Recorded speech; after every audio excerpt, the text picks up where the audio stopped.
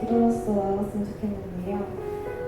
이 시간 기도하실 때 분주한 마음 내려놓고 오늘 있을 예배를 놓고 기도했으면 좋겠습니다. 오늘 되어질 찬양과 말씀을 통해 나갈 수 있도록 이 시간 예배를 위해서 함께 기도하러 나아갑시다.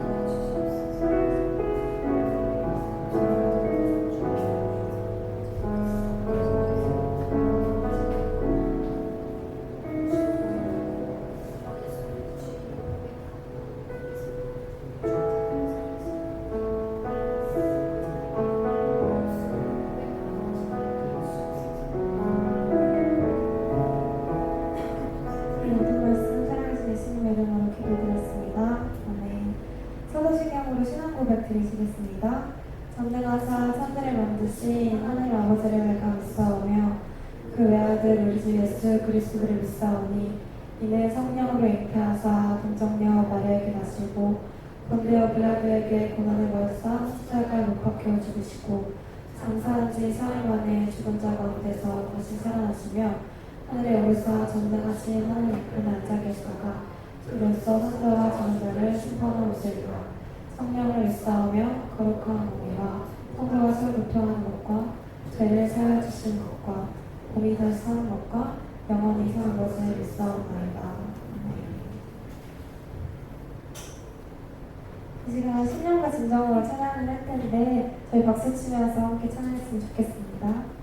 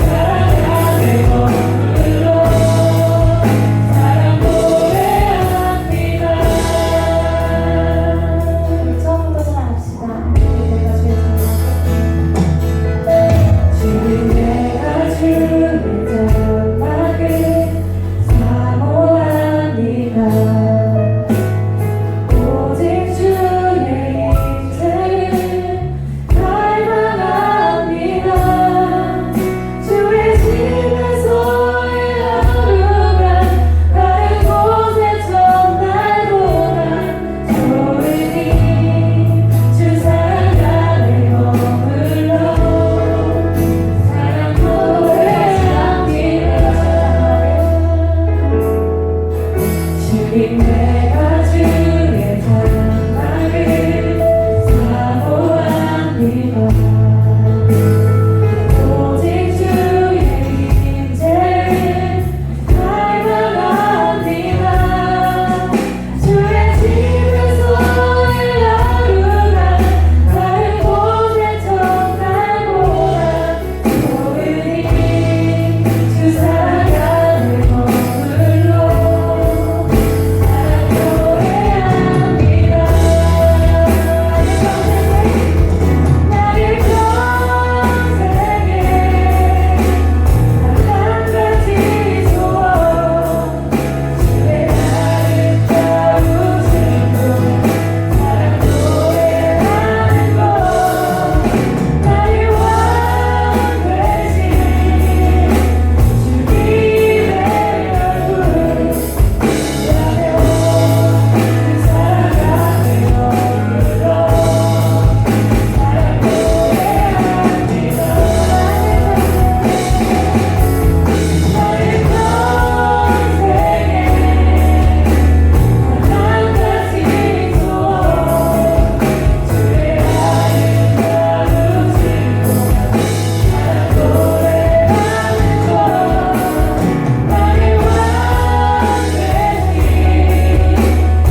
나의 왕 되신 주님의 얼굴 나의 온 사랑하는 머물러 사랑 노래합니다.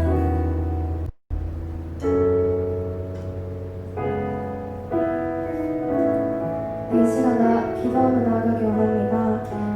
이 시간 기도하실 때 저희가 이렇게 불렀던 이 찬양 가사가 우리의 삶의 고백이 되길 소망한다고 이 시간 기도하며 나아가기 원합니다. 또한 저희가 주님의 나라를 사모할 수 있도록 또 주님을 찬양하고 좀 주님을 바라보는 것이 저희 평생의 소원이 되게 해달라고 이 시간 같이 기도하며 나아갑시다. 기도하시겠습니다. 사랑해 주셔서 감사합니다. 오늘도 이렇게 주님 앞에 나와서 찬양하게 해주시면 감사합니다. 우리 저희가 찬양했던 찬양의 가사가 저의 평생 고백이 되길 원합니다. 이 시간 저희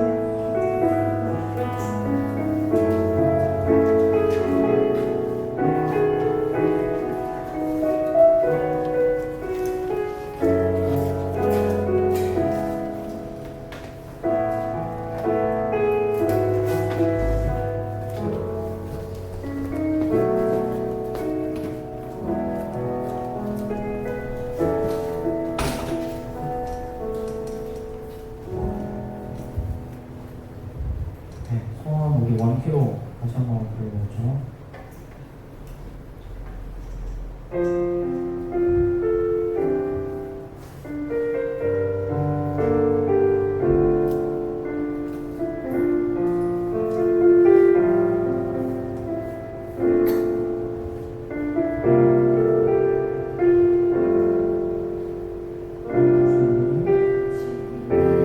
주의 장막을 사모합니다.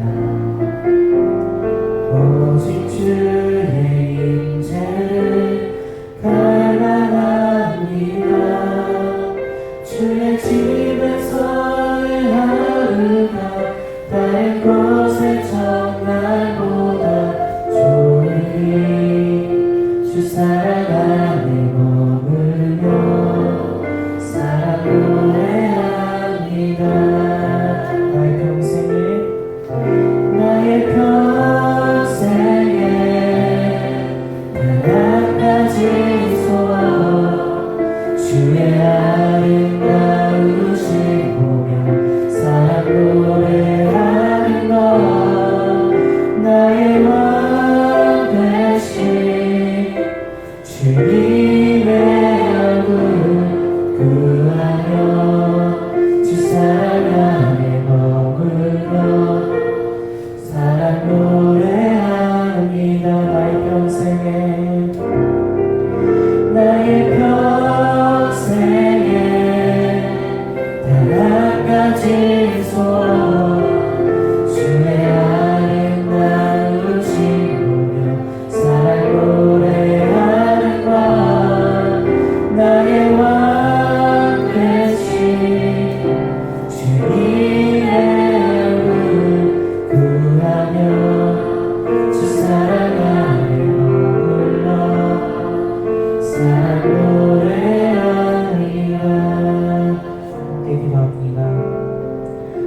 아버지 하나님, 다윗의 고백과 같이 하나님의 전에 아버지 하나님 우리가 머물며 온종일 하나님만을 바라며 하나님을 찬양하며 하나님의 아버지 하나님의 그 가슴 안에 아버지 하나님이 그렇게 살기를 원합니다. 주님, 이 거룩한 주일날 하나님의 전에 모여 하나님을 찬양하며 또 말씀을 듣습니다. 하나님 우리에게 말씀하시고 응답하시고 역사하여 주시옵소서. 우리의 삶 가운데 살아계신 하나님 일하시옵소서.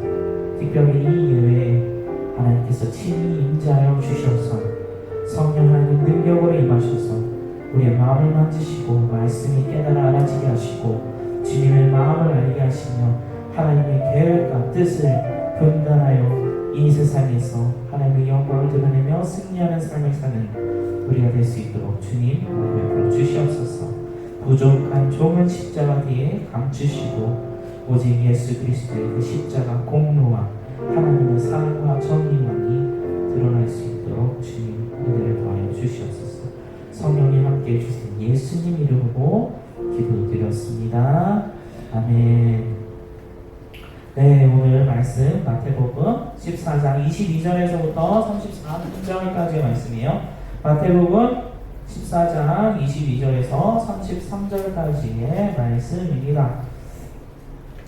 성경책 있는 친구들은 성경책을 찾아주시고 비록 앞에 나오지만 네.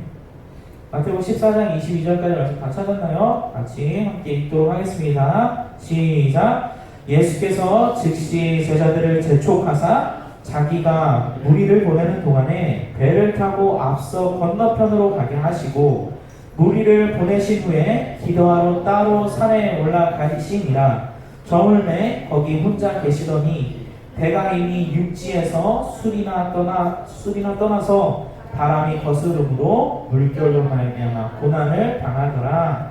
밤사경에 예수께서 바다 위로 걸어서 제자들에게 오시니 제자들이 그가 바다 위로 걸어오심을 보고 놀라 유령이라 하며 무서워하여 소리 지르거늘 예수께서 즉시 이르시되 안심하라 하니 두려워하지 말라. 베드로가 대답하여 이르되 주여 만일 주님이시거든 나를 명하사 물 위로 오라 하소서 하니 오라 하시니 베드로가 배에서 내려 물 위로 걸어서 예수께로 가되 바람을 보고 무서워 빠져가는지라 소리질러 이르되 주여 나를 구원하소서 하니 예수께서 즉시 손을 내밀어 그를 붙잡으시며 이르시되 믿음이 작은 자여 왜 의심하였느냐 하시고 배에 함께 오르매 바람이 그치는지라. 배에 있는 사람들이 예수께 절하며 이르되 진실로 하나님의 아들이로소이다 하더라. 아멘. 네, 함께 또 오늘도 따라합니다. 예수는 그리스도, 그리스도는 모든 문제 해결자. 자, 다시 한번 다 연결해서 한번 하겠습니다. 예수는 그리스도, 그리스도는 모든 문제 해결자. 예수는 그리스도, 그리스도는 모든 문제 해결자. 네, 아멘. 그 말씀, 그 믿음의 고백대로 여러분들 삶 가운데서 예수님께서 그리스도로서 모든 문제 해결자 되시기를 바랍니다. 자, 에베로 나아갈 때 같은 제목으로 지금 벌써 두 번째 시간이에요. 에베소서 2장의 말씀을 가지고 우리가 지금까지 쭉 믿음으로 드려지는 예배에 대해서 우리가 보고 있습니다. 에베소서 2장의 6절부터 10절까지의 말씀, 혹시 PPT 다 되나요? 네, 됐네요. 네. 자, 에베소서 말씀을 보니까 6절에 이렇게 돼 있어요. 또 6절인가요? 네. 또 함께 일으키사 그리스도 예수 안에서 함께 하늘에 앉히시니 네, 그 은혜의 지극히 풍성함을 오는 여러 세대에 나타내려 하심이라. 그리고 어떻게 해요? 10절 말씀을 보면 우리는 그가 만드신 바라 예수 안에서 선한 일을 위하여 지으심을 받은 자니 우리가 그 가운데, 여기서 그 가운데란 뭐예요? 바로 예수 안에서 행하게 하려 하심이니라 라는 말씀을 우리가 지금까지 쭉 배워왔습니다. 자, 예배라는 관점을 가지고 오늘 같이 마태복음 14장 22절에서부터 33절까지의 말씀을 보려고 해요. 우리 지금 방금 읽은 말씀, 오늘 기록된 말씀. 자, 이 말씀은 여러분들 아마 다 알 거예요. 사나운 풍랑 가운데 예수님께서 제자들이 막 허우적대면서 힘들어할 때에 바다 위를 걸어 오시면서 그들을 구원해 내시는 엄청난 사건. 네, 굉장한 이야기죠. 자, 이 이야기가 이렇게 시작을 하고 있어요. 예수께서 즉시 제자들을 재촉하사 자기가 무리를 보내는 동안 배를 타고 앞서 건너편으로 가게 하시고, 자, 이게 무슨 얘기냐면, 자, 스토리의 이제 앞에가 이렇게 돼요. 예수님께서 오병이 알아요? 오병이요? 오병 뭐예요? 이게 한 분이니까 좀 그러죠. 5가지 떡을 가지고 2마리의 물고기를 가지고 5,000명을 먹이시는 사건이 기록되어져 있어요. 그래서 사람들을 그렇게 다 먹이시니까 사람들이 이렇게 막 세상에 떡 요만큼 가지고 우리를 다 먹였어. 이런 엄청난 왕이 있다니. 그럼 우리는 이런 사람이 아니고 우리 왕이면 어떻게? 우리는 절대로 굶어 죽지 않을 거야. 하면서 예수님 왕으로 삼고 싶어요. 그래서 우리가 막 예수님한테 달려가가지고 와 우리가 왕으로 삼자 이렇게 하시니까 예수님이 급히 그 자리를 피하시면서 한마디로 도망가시면서 왜요? 예수님은 십자가에 달려 죽으셔야만 하는 사명이 있어. 우리를 위해서 십자가에 달려 우리의 죄값을 대신 지불하셔야 하기 때문에 어쩔 수 없이 왕이 돼서는 안 되죠. 그래서 그 자리를 피하시는 거예요. 물론 사람들이 왕으로 추대하든 안 하든 이미 예수님은 만물의 주 하나님이시기 때문에 이미 왕이시죠. 그러니까 사람들의 어떤 그런 막 높여가지고 자기를 왕으로 삼고자 그런 거 애초에 필요하지도 않지만 예수님이 이 땅에 내려오셔서 해야 하실 일, 사명, 즉 십자가에 달려 죽으시고 3일 만에 부활하셔야만 하는 사명을 가지고 있기 때문에 그 자리를 피하십니다. 그러면서 제자들에게 이렇게 얘기를 하시는 거예요. 제자들을 재촉하사 자기 무리를 보내는 동안, 그러니까 예수님이 무리를 막 보내요. 막 가라고 이제 가라고 하시면서 보내면서 제자들에게 어떻게 해요? 너희는 빨리 배를 타고 앞서 건너편, 지금 엄청나게 거대한 호수 앞에서 지금 이 일이 벌어지고 있는 거예요. 자, 네, 너무 많이 났네요. 자, 이게 갈릴리 바다예요. 이게 실질적으로 있는 갈릴리 바다예요. 자, 보면 알겠지만 제일 긴 길이가 21km나 되고 옆으로는 어떻게 해요? 12km나 되는 거대한 갈릴리, 여기 바다라고 되어 있지만 사실은 호수예요. 호수, 갈릴리 호수. 그런데 너무 거대하기 때문에 바다라고 여기고 바다라고 부르는 곳입니다. 자, 지금 예수님이 계신 곳은 어디냐? 여기에요. 여기쯤 되는 거예요. 정확하게 뭐 역사학자들도 정확하게 예수님이 어디서 제자들을 보냈는지에 대해서는 알 수가 없어. 근데 우리가 한 가지 알 수 있는 거는 제자들을 다 먹이신 게 벳세다 근처인 걸로 우리가 추정을 합니다. 역사학자들이 그렇게 추정을 해요. 그래서 지질학자들이 여기쯤일 거야 라고 하고, 그럼 건너편이 어디야? 건너편? 여기는 지금 여기로 가는 얘기죠. 자, 여기로 가는 건데 제자들이 지금 여기서 출발을 해서 벳세다 쪽에서 출발을 해서 가버나움으로 가는 것이 목적입니다. 자, 요렇게 시작이 되는 거예요. 자, 그런데 요 지금 스케일을 강사님이 이렇게 얘기하면 여러분이 모를 것 같아가지고 강사님이 비교를 했어. 자, 여기 보여요? 여기 보면 여기 덕 속에 있죠? 네, 다음 지도에서 우리 덕 속에 사진 찍은 거예요. 자, 이만큼 지금 여기 파란색 이렇게 돼 있는 거 아마 고등부가 이쯤에 있을 거예요. 요즘에 여기 건물이 보이는데 이게 지금 덕소교회란 말이야. 전체 주차장까지 다 한 면적. 자, 그러면 지금 이 갈릴리 호수는 얼마나 큰 호수일까? 자, 뭐지? 네. 자, 이렇게 점점 줌 아웃을 한번 해볼게요. 자, 여기 보면 이거 여러분 한강공원 나가서 여기 앞에 공원 가서 걸어본 적 있죠? 네, 이게 그 한강이에요. 공원은 이쯤에 있고요. 여기서 놀고 사람들 왔다 갔다 하는 거죠. 자, 이렇게 공원이 여기 있구나. 거기 공원이 있고 여기가 강이고 여기가 이제 미사고. 자, 그러면 더 줌 아웃을 해보면 뭐야?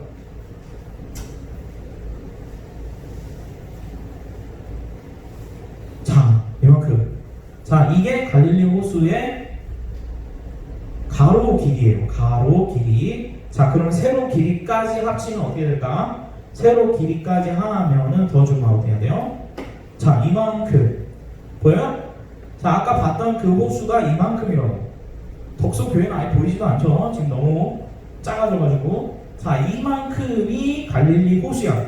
그러다 보니까 호수라고는 하지만 거의 바다에 거기 한번 이제 중간에 들어가면 그 끝이 안 보이는 거야.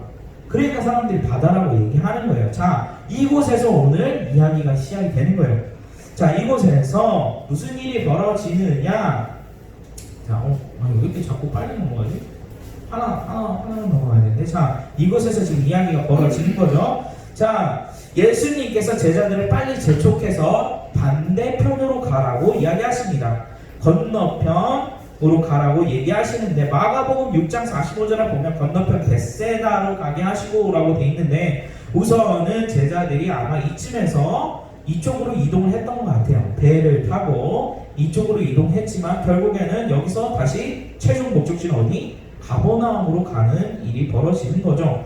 자, 그런데 오늘 말씀은 굉장히 중요한 말씀이어서 사복음서에 다 기록이 되어져 있는 누가복음을 제외하고 말씀이 다 기록되어져 있는 그런 굉장한 말씀이에요. 자, 그런데 여기 말씀을 보니까 뭐라고 나오냐면 요한복음 6장 17절에 가버나움으로 가는데 이미 어두워졌고 예수는 아직 그들에게 오시지 아니하더니 라고 얘기하면서 제자들이 지금 어디 있느냐? 배를 타고 바다를 건너 가버나움으로 가는데, 자, 이제 여기서부터 쭉 해가지고 여기로 지금 이제 가는 거죠. 출발을 하는 거죠. 그렇게 해서 가고 있는데 예수님이 아직 안 오셨더라 라고 얘기해. 그러니까 여기서 떡을 나눠 떼고 사람들이 먹이시고 제자들한테 야 빨리 가라 해가지고 태워서 보내시고, 제자들은 당연히 예수님께서 이렇게 뭐 돌아오시던지 아니면 이렇게 오실 거라고 생각을 했겠죠. 이 해변가를 따라서.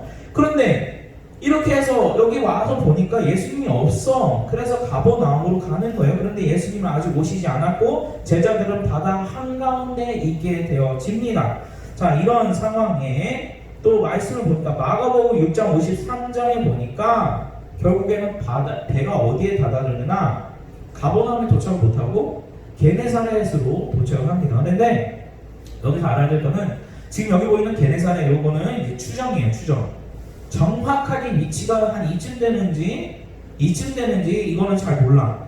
근데 우리가 역사적인 어떤 유고를 파다 보니까 여기에 뭐 게네사렛 같은 베드로가 살았던 곳으로 추정되는 그런 곳이 생겨서 여기가 게네사렛이겠구나라고 우리가 추정을 하지만 정확하게는 가버나움이랑 게네사렛의 거리가 얼마나 떨어져 있는지는 아직 몰라요.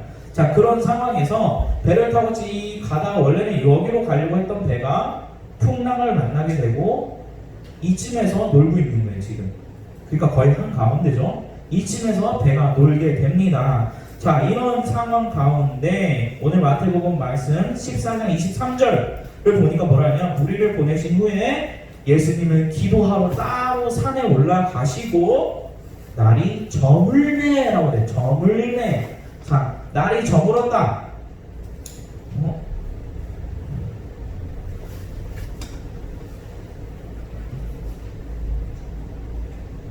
한 장만 넘겨주시겠어요?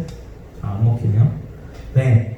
예수께서 즉시 제자를 재촉하시고 마태복음 14장 23절 보니까 저물매 거기 혼자 계시더니 라고 얘기합니다. 그런데 저물매라는 단어를 헬라어로 보면은 옵시오스라는 단어예요. 근데 이 옵시오스라는 단어는 성경에서 두 가지로 사용됩니다. 초저녁과 늦은 저녁을 표현할 때, 이야기할 때 사용되는 단어가 옵시오스, 저물매라는 단어예요. 자, 그럼 우리가 생각할 수 있겠죠? 자, 그러면 적어도 헬라 사람들은, 당시 시대적으로 사람들은 전기가 없었기 때문에 저녁을 빨리 먹었어요. 저녁을 몇 시에 먹었냐면 역사적인 기록이 3시에서 5시 이전에 먹었어. 저녁을. 왜? 날이 발발 뭔가를 해서 먹을 수 있으니까. 불이 꺼져버리면, 해가 져버리면 다 껌껌해져가지고 촛불 켜면 되잖아. 촛불이 어딨어. 기름 쓰는 것도 아까워 죽겠는데. 이런 시대 가운데 살았기 때문에 3시에서 5시 사이면 사람들이 저녁 식사를 다 끝냈어요. 그게 바로 옵시오스야. 자, 그게 바로 초저녁인데 여기 3시부터 5시까지 거나 아니면 늦은 저녁도 표현한다고 얘기했죠. 그렇기 때문에 5시부터 6시까지를 이르는 말이 저물매라는 단어예요. 자, 그러면 예수님이 무리를 보고 불쌍히 여기시고 물고기 2마리와 떡을 떼서 백성들을 먹였잖아. 그건 뭐예요? 저녁 식사라는 얘기죠. 그 저녁 식사라는 걸 생각했을 때 예수님께서 무리들을 보내는 시간이 아무리 못해도 3시에서 5시 사이라는 걸 우리가 추측할 수 있어. 자, 그렇다고 한다면 그런 과정에서 예수님이 야 제자들한테 빨리 이제 가라 라고 얘기했을 때의 시점은 아무리 못해도 4시에서 5시 혹은 5시에서 6시라는 걸 우리가 추측할 수 있는 거예요. 자, 이만큼 늦은 시간, 이제 깜깜해져가는 시간, 해가 거의 다 떨어졌어. 그런 시간 가운데 제자들이 바다 한가운데로 나아간 거예요. 자, 그런데 말씀을 더 볼게요. 보니까 마태복음 14장 24절 배가 이미 육지에서 술이나 떠나서, 그러니까 수십리나 떠났다는 얘기가 술이나라는 얘기는 떠나서 거기가 바람이 거스름으로 물결로 말미암아 고난을 당하더라. 고난을 당하다. 근데 이 헬라어 고난을 당했다는 단어는 어떤 단어라냐면 아이를 잉태를 해가지고 아이를 이제 배가지고 그거를 낳을 때 느끼는 여성의 고통을 표현할 때 쓰는 단어가 고난을 당하더라라는 저 단어랑 동일한 단어가 여기 쓰여져 있어요. 그만큼 굉장히 너무 힘들어서 죽겠다는 표현을 지금 쓴 거야. 자, 에이 강도사님 무슨 그렇게 극적으로 이렇게 표현해요. 물결 한번 만났다고 어떻게 사람이 그렇게 죽어납니까? 혹시 파도가 막 치는데 바닷가에 나가서 놀아본 사람? 겨울바다 혹시 본 사람 있어요? 겨울바다 누구나 아마 봤을 것 같은데 겨울바다 앞에 해변가만 나가도 어때요? 막 광풍이 불면서 바다가 굉장히 세요. 자, 그런 바다 한가운데 여러분이 그것도 깜깜할 때 아무것도 안 보여. 당신은 후레쉬도 없어요. 거기에 나가 있다라고 상상해보세요. 굉장히 힘들어요. 자, 그런데 한 가지 더 우리가 볼 건데 마태복음 14장 25절 밤 사경에 예수께서 바다 위로 걸어서 제자들에게 오시니라고 얘기했어요. 자, 무슨이야? 밤 사경이라고 그랬어요. 자, 로마인들은 당시에 헬라 그 지역을 다스리던 사람이죠. 밤 사경 1경, 2경, 3경, 4경이라는 뜻이야. 자, 4경이란 뭐냐면 로마 군인들은 밤을 지켜야 하고 경비를 섰기 때문에 시간을 12시간을 4등분 해가지고 3시간씩 나눠서 1경, 2경, 3경, 4경이라고 나눴어요. 자, 그래서 이렇게 나눈 거야, 시간을. 자, 1경 몇 시죠? 새벽 6시, 그러니까 아침 6시죠? 6시부터 9시까지가 1경이야. 그리고 아침 9시부터 12시까지 2경, 그 다음에 오후 12시부터 3시까지가 3경, 그리고 3시부터 6시까지가 4경이에요. 자, 한번 우리가 생각을 해봅시다. 로마 군인들은 보초를 쓰고 경비 저거를 했기 때문에 서로 이제 그걸 했기 때문에 생각을 해보면 아까 전에 저물매 하면 우리가 몇 시를 기억할 수 있다고 했어요? 5시부터 6시라고 얘기했죠. 자, 그리고 나서 4경이라고 얘기했어. 자, 그럼 뭐야? 4경이 여기였잖아. 예수님이 오신 시간이 여기야. 그럼 무슨 말이야? 지금 제자들이 바다에 들어간 시간이 여기에요? 예수님이 찾아온 시간은 여기에요. 그럼 몇 시간 동안 지금 제자들이 지금 바다 위에 있는 거예요? 최소 9시간에서 최대 11시간을 지금 바다에서 저러고 있는 거야. 11시간을 바다에서 원래는 가야 했던 곳으로 건너갔어야 했는데 파도가 너무 심하니까 가지를 못하고 저거 돛단되니까 돛대도 있었겠죠? 근데 파도가 워낙 치고 막 노도 안 져지고 하니까 앞으로 건너가지 못하고 가운데서 계속 보낸 시간 무려 11시간 11시간을 지금 바다에서 헤매고 있는. 그러니까 고난을 당하더라라는 단어가 애를 잉태하는, 애를 낳는 데 사용되었다. 그만큼 고통스럽다라고 표현하는 단어가 여기에 사용되어졌어요. 자, 이렇게 제자들이 힘들어하는 가운데 예수님이 찾아오십니다. 예수님이 귀신과 같이 제자들이 보니까 저기에 무슨 사람 현상이 막 보여. 근데 생각해보세요. 어두운데 예수님이 보인다는 것 자체가 놀라운 거지만 예수님이 걸어서 바다 위를 건너리라고는 제자들은 상상도 못했겠지. 그러다 보니까 예수님이 당연히 갈릴리 호숫가를 이렇게 도우셔가지고 해변가로 도우셔서 자기들이 말씀하셨던 목적지로 가서 우리는 만날 거라고 제자들은 생각을 했던 거예요. 그런데 보니까 제자들이 막 힘들게 막 고통당하면서 막 있는데 예수님이 찾아오셔. 바다 위를 그것도 밟고 걸어서 오시는 거예요. 걸어서 오시고. 자, 수신이 술이나 배가 이미 바다 중간에 갔다라고 하는 그 단어를 가지고 학자들이 걸어서 과연 도착했었을 곳이 어딜까? 예수님이 제자들이 고통당하는 거를, 그러니까 제자들이 한 9시간 정도 바다 위에 있었다라고 계산을 하고 12km라 했죠. 이렇게 반대로 거기를 예수님이 걸어서 갔다라고 한다면 과연 어디쯤 도착했을까라고 했을 때 약 9시간 정도면 예수님이 바다 중가운데, 딱 가운데 6km 정도 되는 지점에 예수님이 도착할 수 있다라고 얘기해요. 그렇게 해서 도착해가지고 제자들을 만난 거예요. 만나니까 어떻게 해요? 베드로가 보고서 주님이시거든 나로 오라 하소서 해서 베드로가 예수님의 말씀대로, 예수님 뭐라 그래? 오라, come 라고 얘기하니 베드로가 바다로 뛰어듭니다.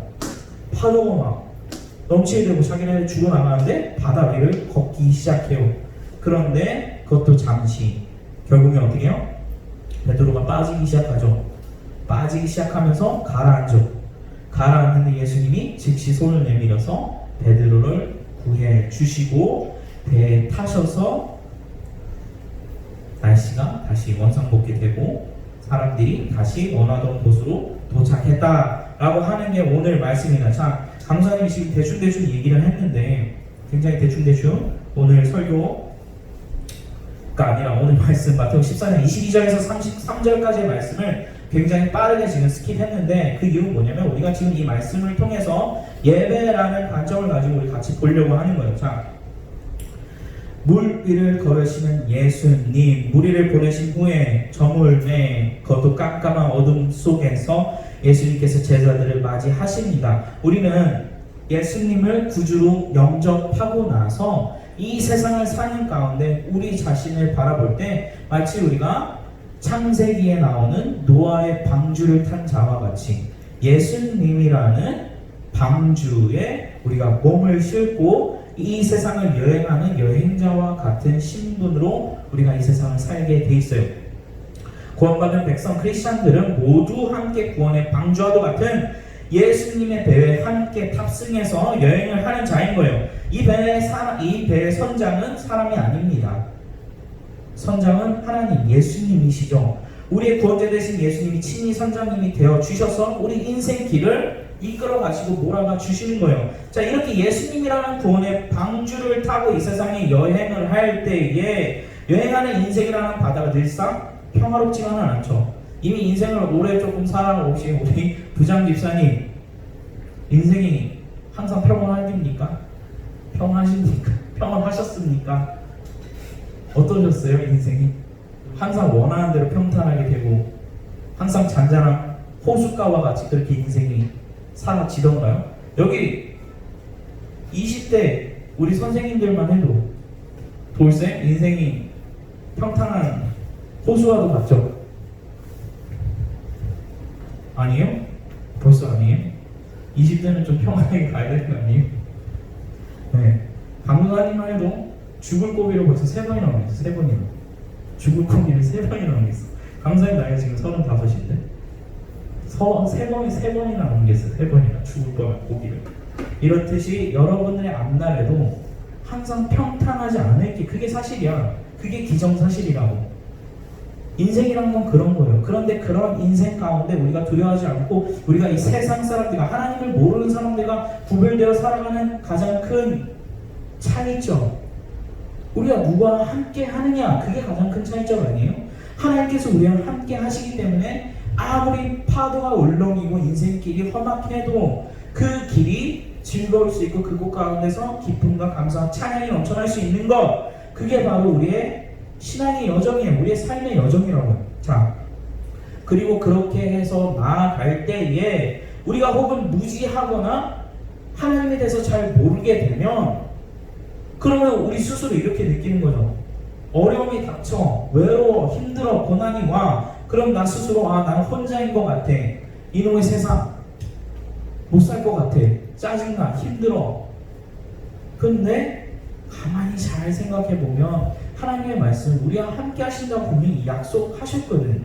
그러니까 여러분이 얼마만큼이나 하나님의 말씀을 알고 하나님에 대해서 깊이 알아가면 알아갈수록 그게 여러분한테 힘이 되는 거예요. 왜? 하나님이 나와 함께 하시다는 걸 알 수 있으니까, 내가 그걸 믿고 의지할 수 있으니까. 믿고 의지할 수 있는 사람은 뭘 하게 돼 있어요? 기도하게 돼 있어요. 강사님 늘 얘기하지만 기도는 하나님을 의지하는 행위라고, 행동이라고, 우리가 스스로 나타낼 수 있는 가장 큰 행위. 자, 그렇게 해서 하나님 앞에 나아가면서 살 때에 오늘 말씀과 같이 우리가 예배 가운데에 나아갈 때 하나님께서 부어주시는 은혜를, 하나님을 더 깊이 알아가고 붙잡게 되고, 위로부터 오는 권능을 힘입어서 풍랑이 와도 잔잔하지 않은 파도를 만나도 그 가운데서 우리가 헤쳐나갈 수 있는 거예요. 자, 이와 같이 우리가 드리는 예배란 마치 폭풍 가운데 주님을 맞이하는 것과 같은 것이 우리의 예배입니다. 그런 예배여야만 해요. 사실은 그 존귀하신 하나님의 영광 광채, 빛나는 하나님의 존귀하신 영광을 맞이하는 순간, 한번 베드로의 입장, 제자들의 입장에서 한번 여러분 가만히 상상을 해보세요. 옆에 지금 모든 것이 다 깜깜합니다. 다 바다야. 파도가 치는데 내 키보다도 더 크게 파도가 막 넘쳐납니다. 온 몸에 막 물이 다 끼얹어지고 바다가 지금 막 집어삼킬 듯이 막 배를 흔들어 제끼고 막 난리가 났어. 그런 가운데 갑자기 찾아오시는 주님, 까무라치죠. 제자들이 까무라쳐요. 놀래요. 두려워합니다. 무서워해요. 시내산에 하나님께서 내려오셨을 때 이스라엘 백성들이 경험했던 거랑 똑같은 거야. 시내산에 하나님께서 내가 이제 이 백성들을 위하여 시내산에 강림하겠다 하면서 내려오시면 그 위험함에, 그 감히 사람으로서는 감당할 수 없는 그 무서움, 두려움 가운데 사람은 덜덜덜 떨면서 두려워할 수밖에 없는 거예요. 그러니까 다들 바닥에 다 바짝 엎드려가지고 모세한테, 모세요, 우리는 도저히 감당이 안 되니까 하나님 보고 제발 우리한테 말씀하지 말라고 하시고 하나님이 모세한테만 말하게 해주세요. 왜 그래요? 하나님의 음성이 여러분한테 빵 하고 양세리마 하면서 딱 하나님 말씀하시면 어떨 것 같아? 세리마? 막 너무 좋아요 이럴 것 같아? 아니에요. 우리는 그 음성에 엄청나게 놀라면서 무서워하면서 오 마이 갓!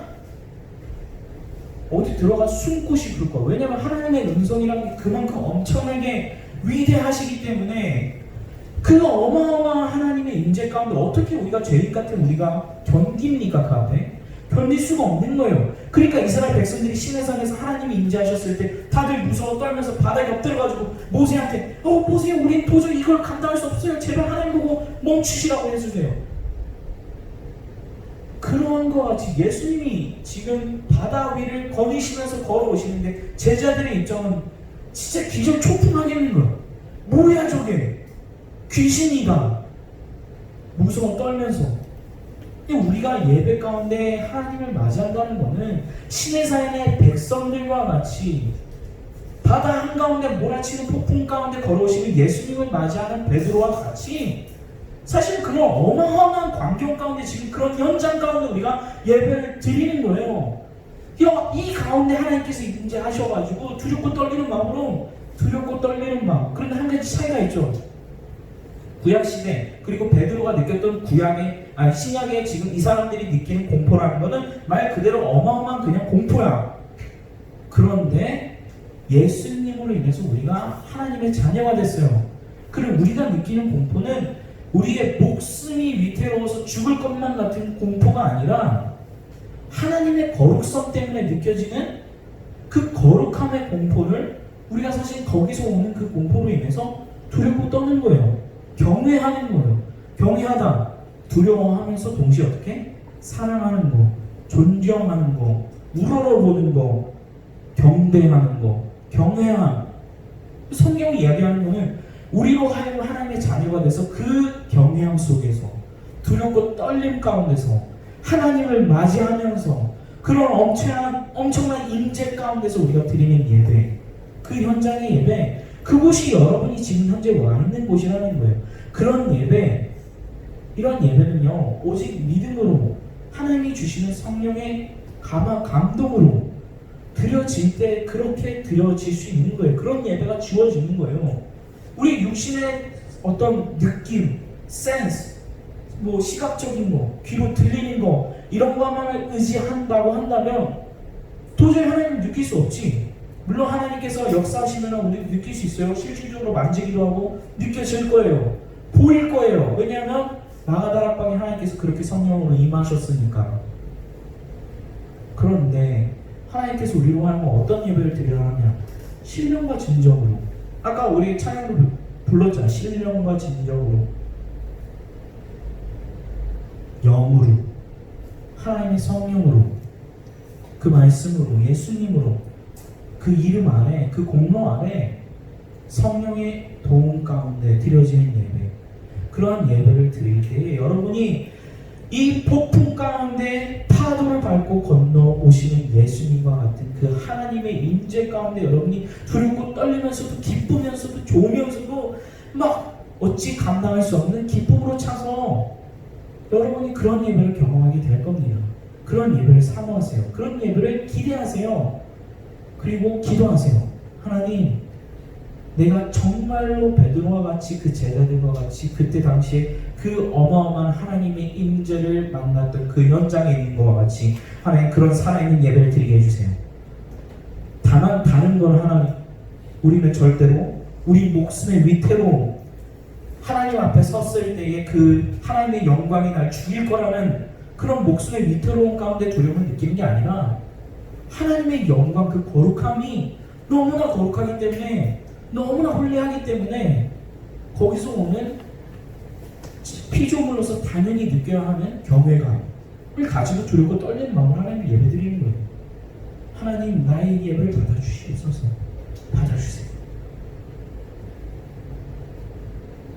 그런 영광스러운 주님의 임재 가운데 우리가 예배를 드릴 때에 그때 주님은 뭐라고 하십니까? 우리와 하여금 바다 위로 건너오라고 하시는 거예요.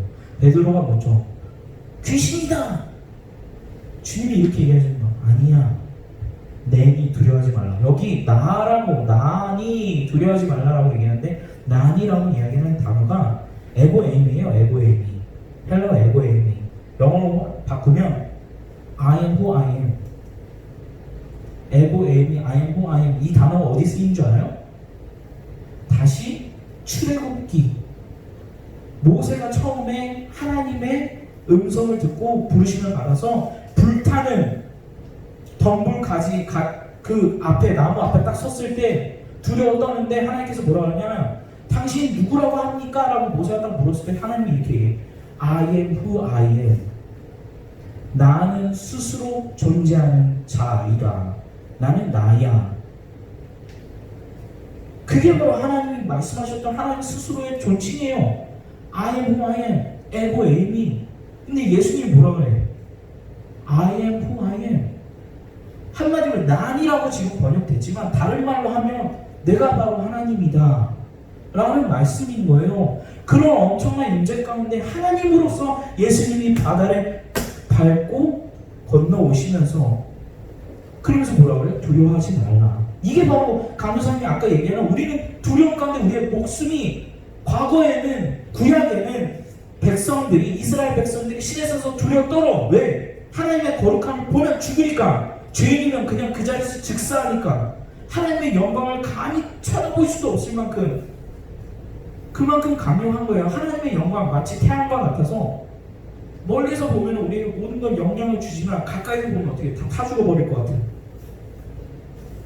그런데 예수님 뭐라고 하십니까? 예수님의 자녀로서 이제 우리가 하나님 앞에 떳떳하게 선 자들은 예수님이 이렇게 얘기하시는 건 내니 두려워하지 말라. 그 부드러운 음성 가운데 하나님께서 우리에게 도전하시죠. 건너오라고. 그렇게 되는 거예요. 우리가 예배당에 나와서 하나님의 임재 가운데 있으면 하나님을 향한 소망을 품게 돼 있어요. 하나님을 향한 소망을 품게 되면 하나님한테 요구하게 돼 있어요. 하나님, 나도 주님과 같이 그곳을 건너 밟고 가게 하소서.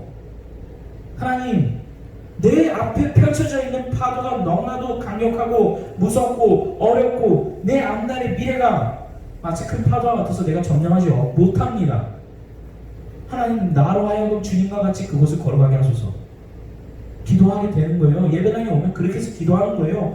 그럼 하나님 뭐라 그러십니까? 여러분의 기도에 응답하셔서 come, 오라, 오라.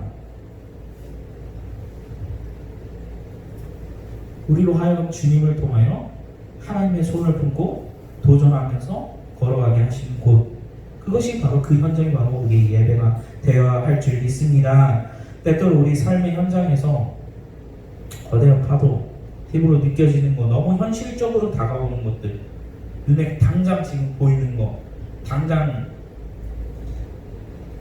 이만 시험, 이런 것들이 우리의 믿음을 가로막고, 우리의 시선을 가로막고, 우리의 생각을 마비시키고 하나님을 못 보게 할 때도 있어요. 근데 항상 기억해야 할 거, 하나님께서는 우리의 모든 것을 이미 지켜보고 계십니다. 우리를 다 보고 계세요. 요한복음에 보니까요, 제자들이 이렇게 됐을 때 예수님께서 저 멀리서 이걸 이미 내다보고 계셨어요. 이미 내다보고 계셨어요. 그래서 제자들한테 찾아갑니다. 그런데 예수님이 하시는 행동이 진짜 재밌는 게 뭐냐면, 제자들이 막 으아 막 이러고 있을 때 예수님이 일부러 이렇게 하면서 지나가려고 해요. 제자들 여기 있는데 가서 구해주려고 야 이렇게 해서 가시는 게 아니라 일부러 제자들로 하여금 부르짖게끔 만들어 주님이 지나가려고 하시네 이렇게 써 있어. 예수님이 제자들한테 가가지고 야 내가 구해줄게 이렇게 바로 하신 게 아니라 그들로 하여금 어떻게 해요? 부르짖도록, 찾도록, 구하도록 주님이 그렇게 하시면 우리의 예배 가운데도 마찬가지죠. 하나님께서 여러분들을 향해 말씀을 통해서 여러분들이 듣고 배우고 알고 알아가면 알아갈수록 하나님께서 여러분들을 향해서 소망을 품게 하시고 그리고 외치게 하실 거예요. 주님! 주님! 나로 하여금 나도 걷게 하소서. 그러면 그때 되면 어떻게 해요? 그 말씀 보여줬고 가는 거예요. 걸어가는 거예요. 우리로는 절대로 아무것도 행할 수 없는 거대한 파도를 딛고 그 위에 서고 계신 하나님을 보면서 가는 거예요. 근데도 우리는 나약하고 부족하기 때문에 빠지죠. 마치 베드로처럼. 베드로가 주님 말씀대로 바다를 걸어가요. 한 걸음 두 걸음 걸어가는데 걸어가다 어떻게 돼요? 두려워서 빠지기 시작해. 빠져요. 근데 여러분 여기서도 가만히 잘 생각해 보세요. 성경 말씀 보니까 뭐라고 되어 있냐면 이렇게 되어 있어요. 마태복음 14장 29절 오라 하시니 베드로가 배에서 내려 물 위로 걸어서 예수께로 가되 그 다음 절이에요. 30절 바람을 보고 무서워 빠져가는지라. 재밌지 않아요? 빠져가는지라. 여러분 물 위에 있으면 물에서 빠질 때 어떻게 빠져요? 물 위에 빠지면 이렇게 빠지죠. 천천히 이렇게 빠지는 게 정상이죠? 그래요? 아니요. 지금 물 위야. 베드로는 지금 바다 위라고. 그러면 물에서 빠지면 어떻게 돼야 돼요? 이렇게 빠져야 되는 게 정상이에요. 근데 말씀 보니까 여기 뭐라 그러냐면 천천히 진행형으로 돼 있어. 이렇게 빠지면 지금 베드로가 무서워 이렇게 천천히. 여러분 한번 생각해 보세요. 이게 바로 믿는 자들의 삶인 거예요. 우리가 넘어질지언정 하나님께서 계속 붙들고 계시기 때문에 완전히 자빠지고 그 안에 팍 묻혀 죽지 않아. 여러분이 정말 하나님의 자녀라고 한다면 하나님께서 계속 붙들고 계셔요. 넘어지는 가운데도 은혜 가운데 있는 거야. 하나님이 붙으신 가운데 그 안에도 있는 거야. 우리가 넘어질지언정 우리는 넘어져도 세상 사람들처럼 넘어지지 않습니다. 그게 바로 하나님 믿는 자들의 특권이에요. 여러분이 누려야 할 특권이에요. 그렇게 빠져가면서 베드로가 부르짖을 때 주의 나를 구원하소서. 어떻게 하십니까? 예수님 조금도 지체하지 아니하시고 바로 가셔서 잡아주시는 거예요. 이렇게 세우시는 거예요. 여러분 우리 예배가 그런 예배가 되길 원합니다. 여러분이 그런 예배를 드리길 원해요. 정말 하나님의 도저히 감당할 수 없는 임재 가운데 몸소리치면서 하나님의 부르짖고 하나님의 소원을 구하면서, 그리고 여러분이 혹여나 믿음이 약해지고 여러분의 죄성 가운데, 우리의 죄성 가운데 우리는 약한 존재잖아. 우리는 항상 범죄하는 존재잖아. 그런데도 불구하고 하나님께서 천천히 빠져가게 하시면서 부르짖을 때까지 기다려주시는 하나님, 그 하나님한테 부르짖으세요. 날 구원하소서. 하나님 날 구원하세요. 그러면 지체하지 않고 권하실 겁니다. 여러분의 손을 잡아 이렇게 세우실 거예요. 그리고 함께 다시 타고 여러분의 여정을 인도하실 거예요. 그게 여러분의 그런 예배, 그런 살아있는 정말 능력 있는 삶의 예배가 되기를 소망합니다. 그러면 생각해봐야지. 그러면 이 예배 공간 일주일에 단 한 번 드리는 이 순간에만 그래야 되는가? 아니요. 성경 보니까 뭐라 하냐면 우리의 삶을 살아있는 거룩한 산 제사로 드리라고 했어요. 무슨 얘기냐? 살아있는 거룩한 산 예배로 드리래요. 우리의 삶을, 우리의 몸을. 로마서 12장 1절 말씀이거든요. 근데 로마서 11절까지 무슨 얘기를, 로마서 1장부터 11절까지 무슨 얘기를 하냐면 믿음에 대해서 막 얘기를 해. 그 다음에 12장 딱 넘으면 뭘 얘기를 하냐면 사도 바울이 그리스도인으로서 어떻게 살아야 하는지에 대해서 이야기를 하는데 가장 첫 번째로 이야기하는 거 1절, 하나님이 기뻐하시는 산 제사로 너희 몸을 드리라. 모든 삶의 영역에서 하나님 앞에 드려지는 예배를 너의 삶이 예배가 되게 하라. 여러분의 삶이 항상 그와 같은 도저히 감당할 수 없는 하나님의 임재 가운데 항상 동행하면서 살기를 원합니다.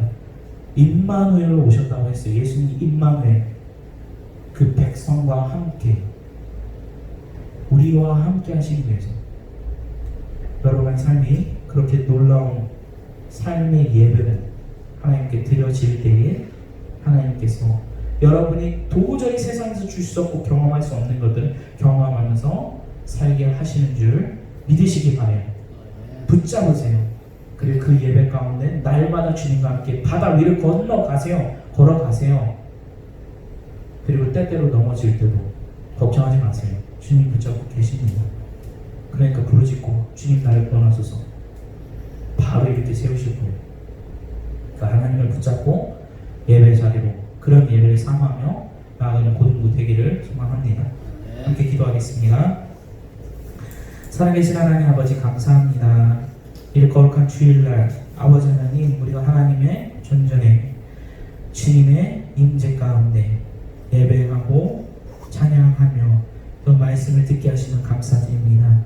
하나님, 둘 이상이 모인 곳에 그곳에 주님께서 함께 하신다 하셨는데 이 거룩한 주일날 주님의 말씀을 부여잡고 주님의 약속을 기억하며 그 약속대로 그 말씀대로 하나님 앞에 나와 예배하는 우리 고등부 친구들에게, 우리 선생님들에게 아버지 하나님 축복하시고 함께하여 주셔서 능력 있는 삶으로 삶의 예배를 드리며 아버지 승리하는 삶을 살아갈 수 있도록 은혜를 베풀어 주시옵소서. 함께해 주세요. 예수님 이름으로 기도드렸습니다. 아멘. 우리 아까 불렀던 소원 노래 부르면서 하나님께 헌금 드리도록 하겠습니다.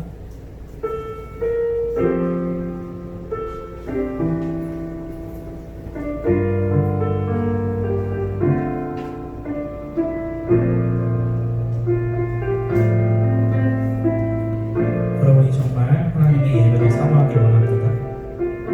주님 내가 주의 장막을 사모합니다. 오직 주의 임재를 갈망합니다. 주의 집에서의 하루가 다른 곳에서 나보다 좋으니 주 사랑 안에 머물며 사랑 노래합니다. 나의 평생에 단 한 가지 소원, 주의 아름다우신 보며 사랑 노래하는 것. 나의 원하신 주님의 얼굴 구하며 주 사랑에 머물러 사랑 노래하리라. 기도합니다. 사랑하신 하나님, 주님의 임재를 갈망하며 주님이 인도하심을 구하며 오늘도 하나님 앞에 하나님의 위대하심을 선포합니다. 주님의 이름을 높여드립니다. 주님의 사랑을, 그 완전하신 그 공로를 우리가 자랑스럽게 선포합니다. 주님 홀로 영광 받아 주시옵소서. 우리가 예배할 때에 하나님께서 친히 임재하시고 능력으로 우리의 삶을 만져주시며 함께하시며 인도하여 주시옵소서. 주님, 우리의 모든 삶이 하나님께 드려지는 예배 되길 원합니다.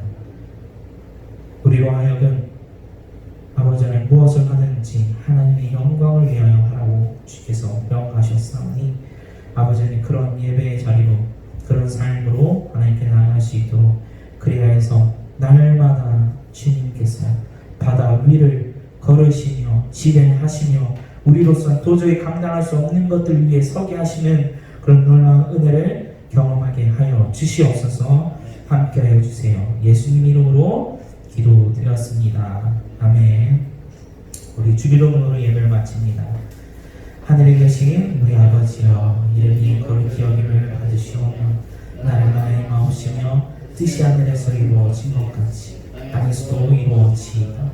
오늘날 우리에게 일용할 양식을 주옵시고 우리가 우리에게 죄 지은 자를 사하여 준 것 같이 우리 죄를 사하여 주시옵고 우리 시험에 들게 하지 마시옵고 다만 하기서 거옵소서. 대개 나라와 권세와 영광이 아버지께 영원히 있사옵나이다.